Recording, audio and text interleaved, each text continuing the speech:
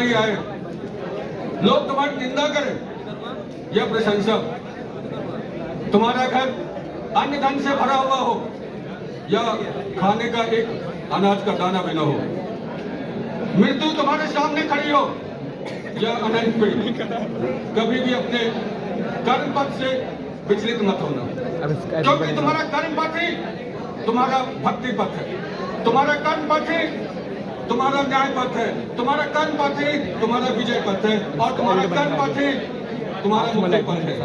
इसके अतिरिक्त तुम्हें कुछ करने की आवश्यकता नहीं। तुम ईश्वर की संतान हो, ईश्वर की अंश हो तुम, और ईश्वर ने तुम्हें सिर्फ भाग्य के सहारे नहीं छोड़ा है। भाग्य तो पशुओं का होता है कि दिन में खाने को मिला तो मिला, नहीं मिला तो कोई बात नहीं। ईश्वर ने तुम्हें भाग्य के अतिरिक्त कर्म करने का अधिकार दिया है और कर्म करके तुम नए भाग्य का निर्माण कर सकते हो। कर्म करने जाता हूँ कांड हो जाता है। याद रखो, लक्ष्य जितना ऊंचा होगा संघर्ष उतना ही बड़ा होगा, और संघर्ष जितना बड़ा होगा विजय उतनी ही बड़ी होगी। तुमने कहाँ जन्म लिया ये तुम्हारे भाग्य ने निर्धारित किया। माता पिता कौन होंगे ये भाग्य ने निर्धारित किया।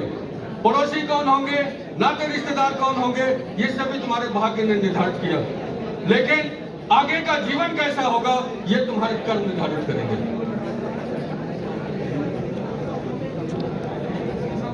जिस स्थल पर तुम बैठे हो उसको जरा ध्यान से देखिए, सोचिए कहां पे आप बैठे हैं। बड़ी पावन भूमि है ये स्थल हमारे परम आदरणीय बड़े सर की बगिया है, उनकी तपोभूमि है, और तुम उनके बगिया के फूल हो। और उनके बगिया के फूल कभी साधारण नहीं होते, तुम असाधारण हो। अब नॉर्मल क्या हुआ?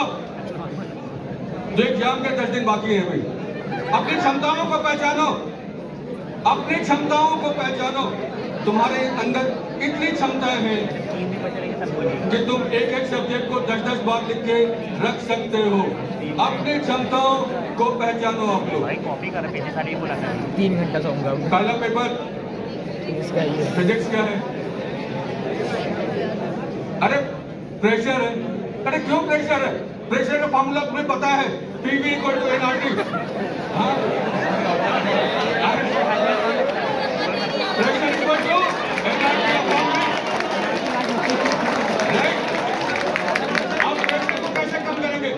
प्रेशर को कम करने के लिए n को कम करो, नंबर ऑफ फ्रेंड्स कम करो, टेम्परेचर कम करो, दिमाग को ठंडा रखो, नॉलेज का वॉल्यूम बढ़ा दो, प्रेशर अपने आप ही कम हो जाएगा। यूनिवर्सली होता है नॉलेज बी वॉल्यूम बी तो कम जाएगा नीचे मछली हुआ। हाँ तभी तो बोला वॉल्यूम बढ़ा हुआ प्रेशर कम हो जाएगा। जरा सोचिए कि आपके माँ बाप के क्या सपने थे, आपने क्या सपने देखे थे। आज वो समय आ गया है कि आप अपने सपने को सजाएं। आपको आज वो समय आ गया है कि आप अपने माता पिता के सपनों को सजाएं। आज ये समय आ गया है कि आप अपने विद्यालय के सपनों को सजाएं। ये वक्त आ गया है कि माता पिता आप पे गर्व करें। ये वक्त आ गया है ये परिवार, ये स्कूल, विद्यालय आप पे गर्व करें। ये वक्त आ गया है ये राष्ट्र आप पे गर्व करें। ये समय आ गया है कि आप अपने हाथों से अपना भविष्य लिखें। ये समय आ गया है कि आप स्वर्ण अक्षरों में अपना हस्ताक्षर करें। और इसके लिए उठिए, जागिए, और जब तक लक्ष्य की प्राप्ति न हो जाए संघर्ष करते रहिए। उत्कृष्ट भारत, विजयी भाव, चिरंजीवी भाव।